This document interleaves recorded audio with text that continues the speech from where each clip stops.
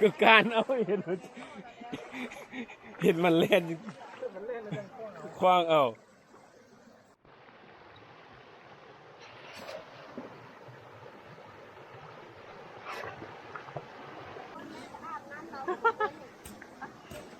ไม่ได้ขนาดเนาะมือกองเนาะคุณนะไปคุณแล้วนะมือกองน่ะ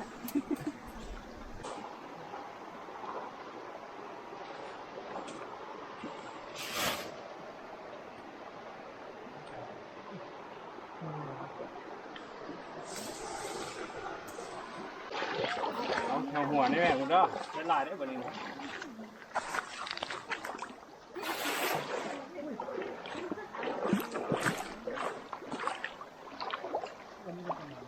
มือเรียกเอากองมาตลอด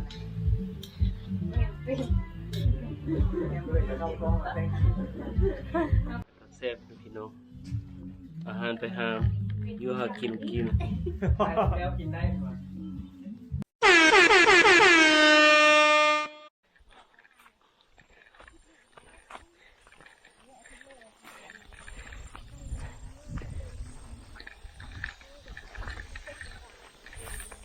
สวัสดีพ่อแม่พี่น้องทุกท่านมื้อนี้เสียงดาวจะพาท่านไปลงห้วยลงห้องหาปูหาปลาเก็บผักหักนออยู่บ้านนอกบ้านนาพี่น้องเอ้ยเป็นคนบ้านนอกบ้านนาก็ต้องหาอยู่หากินตามห้วยตามห้องตามป่าตามดงอาหารธรรมชาติสิเป็นจังใดเฮาไปเบิ่งนำกันพี่น้องเอ้ยตามมาเลยตรงนี้แล้วก็ไปนี่ฮู้แล้วบ่ไปเลยทางเมืองเข้าไปลงมานะเฮาเป็นเจ้าทิ้นตลอดนะหน่อยห้องกับห้องเจ้าข้ากินห้องเจ้าเฮือนกินข้าวพุ่นจะได้เป็นงานได้จะข่าวได้เต้นเข้าสู้เลย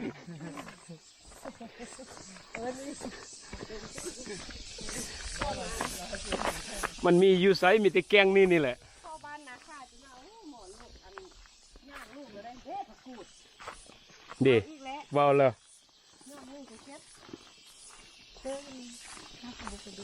ยอดหนึ่งหันเกือบเลี้ยวคาบเลยนะจำเจียวนะ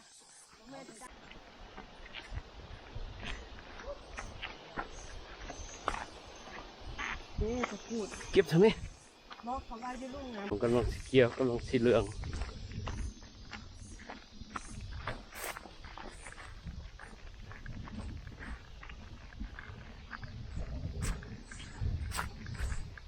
เป็นนาน้อยคอยหัก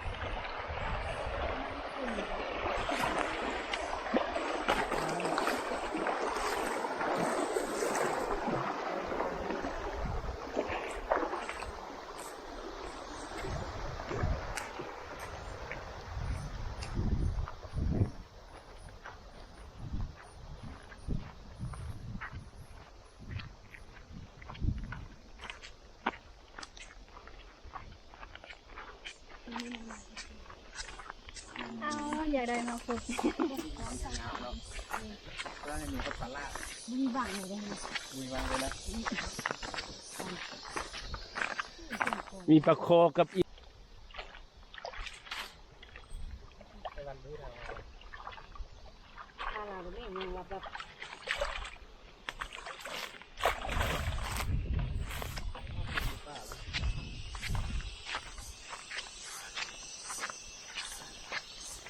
น้ำฮอดไปกินเนี่ยนี่ไงนี่ไง ก็เป็นไร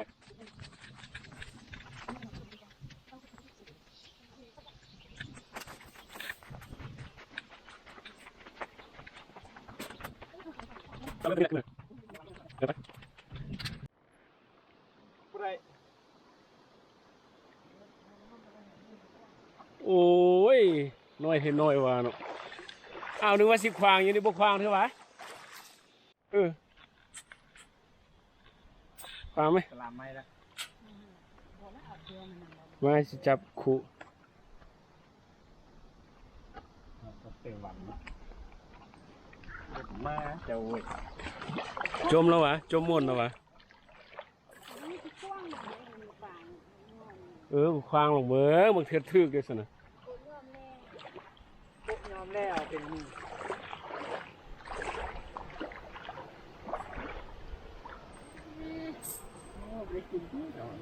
บอกแล้วนะว่าเอาเกี๊ยวมะนาว บอกผู้เด้อ นี่ไอ้นี่ พวกไอ้กันเลย อ้าวจะถามว่าสร้างบ่นำไอ้ว่าไอ้ที่นั่นที่มา ให้ผู้ยังยากควางไหมควางนี่นะป่ามันรี่อยู่นี่นะ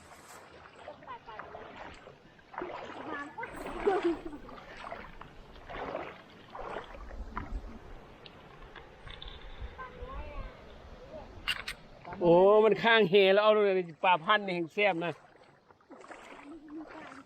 พออยู่หั่นแหละ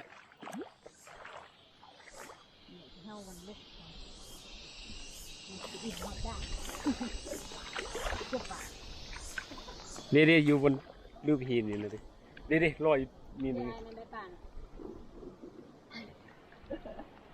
ปวดน้อยเนาะ น้อย เดี๋ยวไอ้วันมาแล้วเดี๋ยว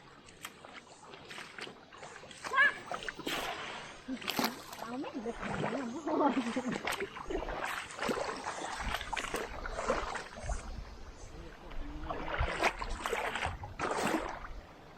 ลุยทำไม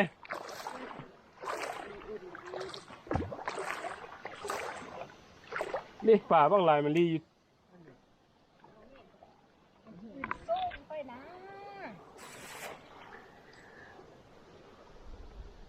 นี่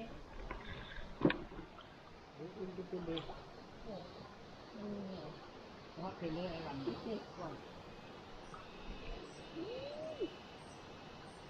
มันจะบ่ฮู้มันบ่ฮู้ปลาจะโตแต่ว่ามันอันนั้นบางเกินนี่ก็ใหญ่แล้ว เนี่ย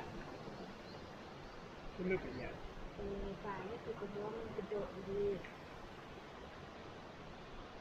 คือตัวเกี้ยวมันใหญ่ดี สวยนี่อย่างต้นนี้นึงเอา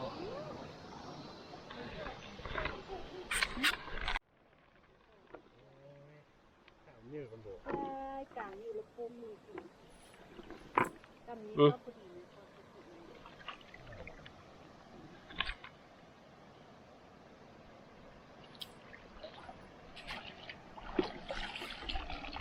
นี่เราบอกถึงนะตู้เขียนตู้เราต้องสวยก็ได้นะตัว โอ้ควงนี่ควงอย่างก็บอก คุ้ม ดีอย่างไรนะควงคุม คุ้มมากนี่ ตัวนี้เยอะเท่าที่กูเลย แม่นว่า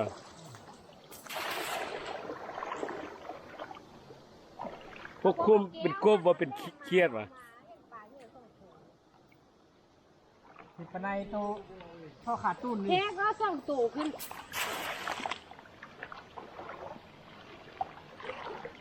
ได้ป่าแบบนี้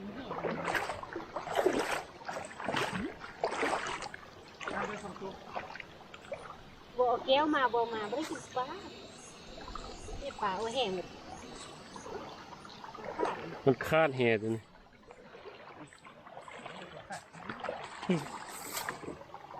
ก็สตาร์ททุกตลาดเลยมันลงยาเลยตลาดลม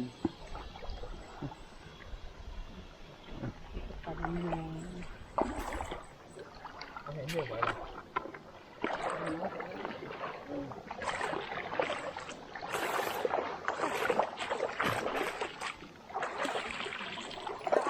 บุกคืนไปขั้วกับขวานอีก ขวดอีกเลย เจ็บแล้วขวานเอ้ยได้ไรหากว่าไปฟอสกูดกินก็สมอกูดเมื่อ ขวดเลยขนาด ไปคว้าไม่คันมันมี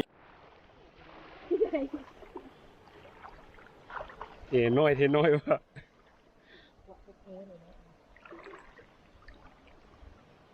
โอ้น้ำเลึกไปบ่ได้ เดินสักสั่งก็คือขวาน โอ้มีลายอยู่ดิ บ่ซึ่งจับดีๆเลย บ่ลายได้ดิเอาควางนี่แล้วก็แล้วตัว อย่าทำอย่างนั้นจุดเลย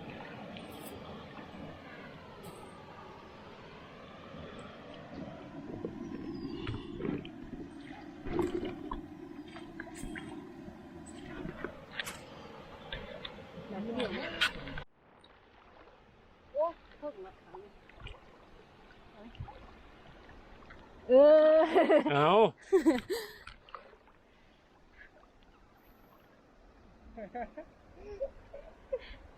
ท้าเฮ้ โอ้ลืมโทรศัพท์ออก ดูอยู่วะเดะเวลา อย่างชิ้นน้อยก็ได้โตหนึ่ง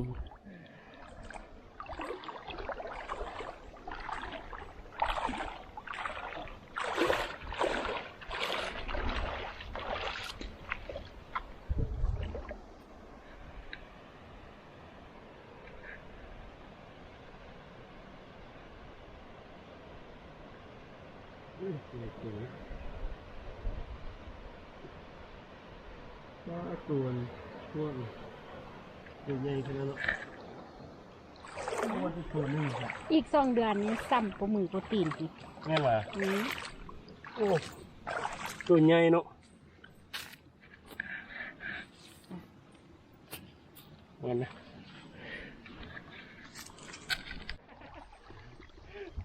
มานํคนสูบยาบุยกับไฟ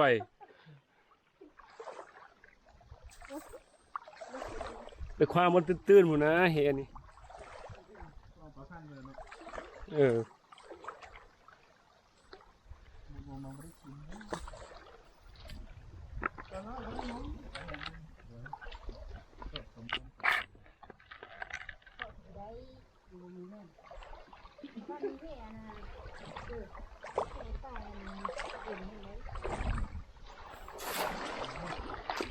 นี่เบาเลย ปานมาไล่รถโยกป่าลิ้น สิได้พออยู่พอกินแล้วนี่นี่สิใกล้สิเต็มคู่แล้ว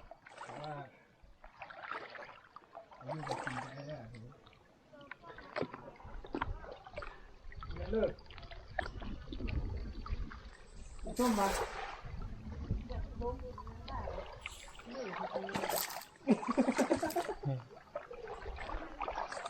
หมอฟ้องกลางคืนที่พอใครด้วย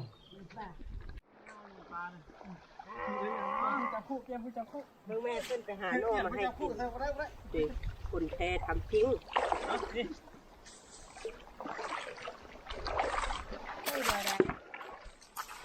คุณเลยเก่งแล้วมาคุยอยู่ต่อหน้านี่ต้องบอกน้อยนี่ปลานั่งเฝ้าเห่านั่งเฝ้าปลา ย่ามันหนีบ่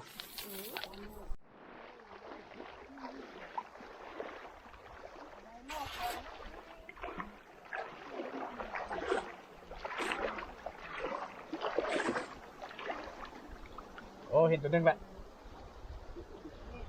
ยิงตัวเดียวครับ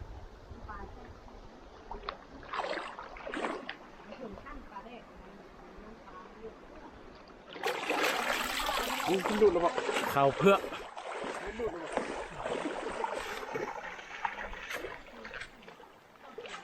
อันนี้ เอาแถวหัวนี่แม่คุณเด้อเป็นลายได้บ่นี่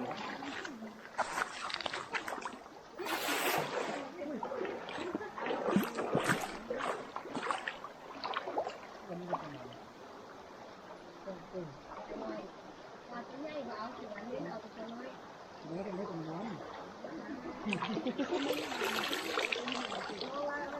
่ได้เอามันไหม แห่น้อยก็ได้อยู่ดิ เห็นน้อยเลยเห็นเหนือกว่าไม่เห็นรู้ไรที่พูดบนกันนี่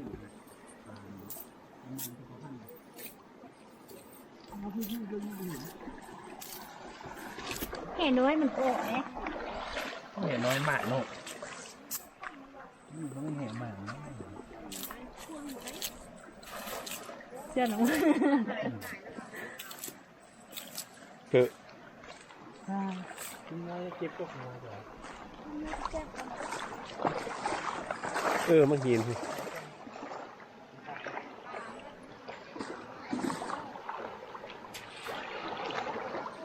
การเอาเนาะไปว่า ก็การเอาเห็นมันเล่นคว้างเอาดิตัวอะไรวะ นี่มันน้ำคูกบอก โอ้เธอไหนก็ ใส่น้อยได้กินได้ ใส่เลยนะใส่เป็นน้ำปลาอย่างขึ้นหนึ่งไม่ระวัง นี่แหละ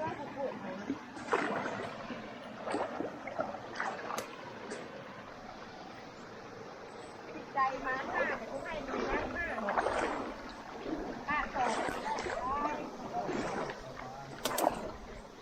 น้ำมดเอามดแค่ว่าลงน้ำมดยานเจ็ดเดียวแค่ว่าโอ้บุญป้าไปชี้เอามือกล้องมา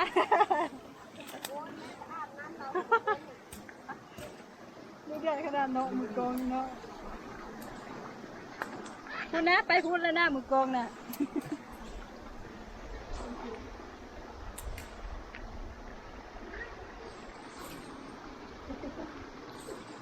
เก็บผักยัง ผักกูดเก็บผักกูด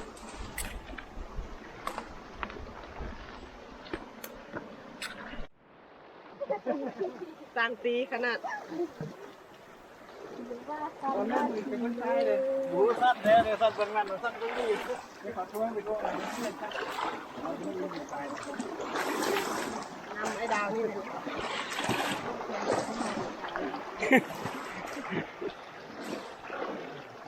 ไอ้จะโน่อันดึงไม่ไปไกลๆแล้วก็ ตัวใหญ่เลยบนน้ำเที่ยวเลยตัวน้อยทั้งหมู มัน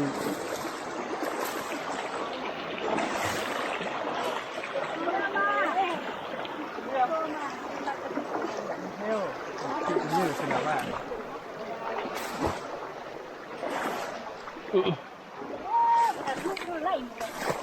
บ่ได้ดอกแห่น้อยครับ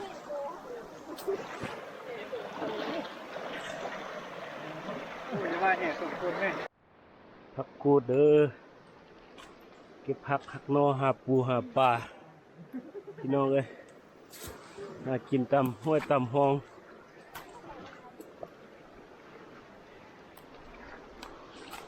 ผักกูดงามงาม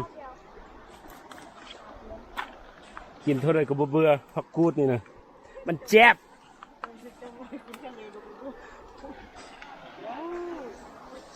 กินเท่าไรก็บ่เบื่อผักธรรมชาติมันแจ๊บอีหลีพี่น้องเอ้ย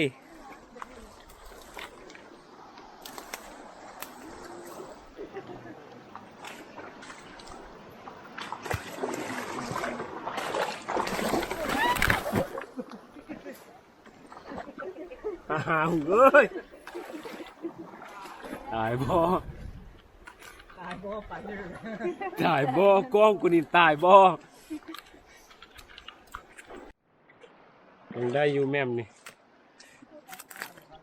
ลายให้ประกูดนี่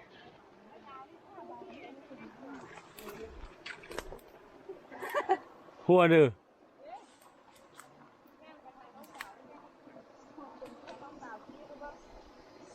หัวเด้อ ฮะ ผู้ชาย เย่ หัวยังไง หัวคนแก่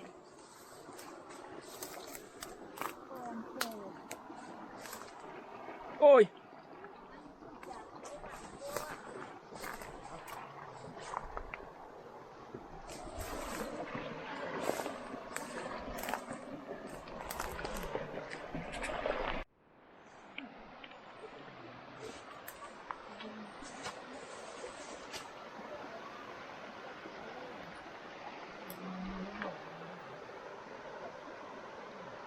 ว่าเห็นงามหมอนเก็บใช่ไหม นี่บอกตอนเห็นหน้าทุกดอก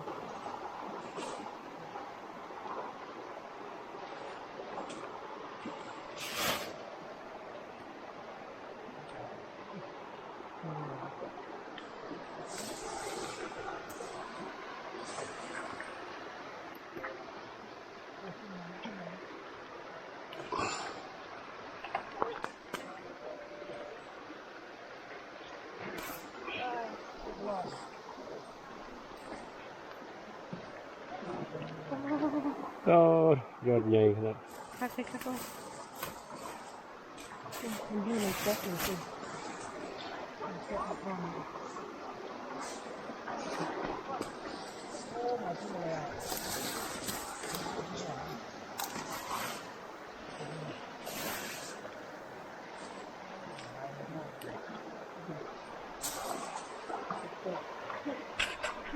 ต้นจับสบู่เริ่มต้นจากสบู่ก่อนทางต้นที่เล็ก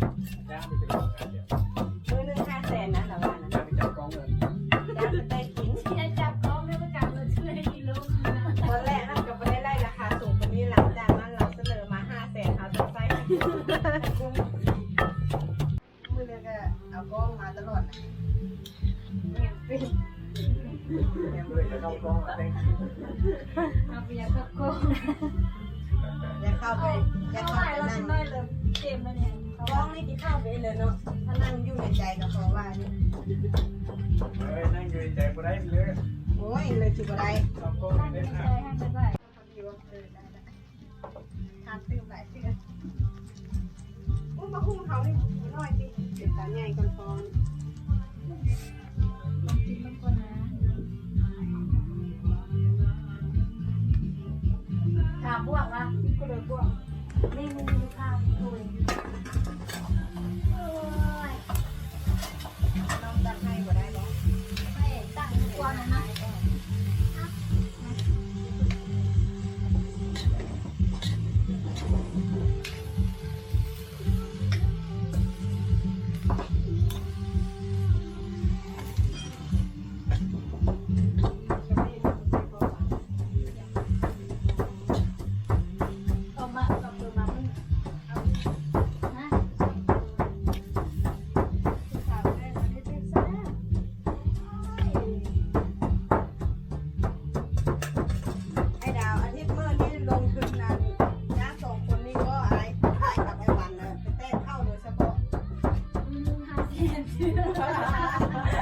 ตายเลย